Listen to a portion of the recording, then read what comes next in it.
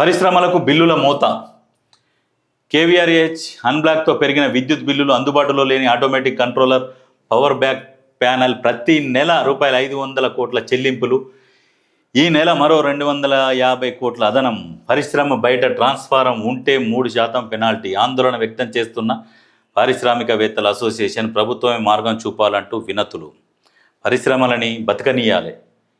ఇట్లా పరిశ్రమలని వేధిస్తే పరిశ్రమలు మూతపడిపోతాయి,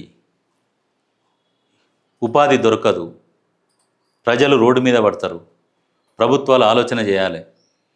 జిఎస్టీలని, బిల్లులని, వాళ్ళకి ఎంత వస్తుంది, ఆదాయం ఎంత వస్తుంది, వాళ్ళు ఏంది, వాళ్ళ బిజినెస్ ఏంది, వాళ్ళ వ్యాపారం ఏంది, ఇవన్నీ చూసుకొని వాళ్ళ మీద కూడా కొంచెం కన్సర్న్ పెట్టి వాళ్ళకు సహకరించి ప్రొడక్షన్, కొన్ని కంపెనీలు వస్తే, మ్యానుఫ్యాక్చరింగ్ యూనిట్లు వస్తే వాళ్ళకు ప్రభుత్వాలు సహకరించుర్రి, ఎక్స్పెండ్ చేసుకోమనుర్రి, ట్యాక్సులు తగ్గిర్రి.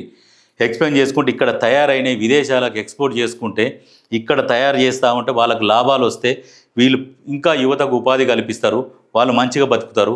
దొంగతనాలు అరికట్టవచ్చు, నేరాలను అరికట్టవచ్చు.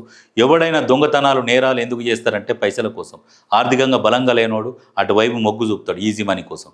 కాబట్టి వీటిని, పరిశ్రమలని కొంచెం మంచిగా చూసుకుంటే, ట్యాక్సులు విపరీతంగా వేసి వాళ్ళ మీద లోకల్ ఎమ్మెల్యేలు బెదిరించుకొని మామూలు వసూలు చేయకుండా కాపాడుకుంటూ పోతే రాష్ట్రం బాగుపడుతుంది, రాష్ట్రంతో పాటు దేశం కూడా బాగుపడుతుంది.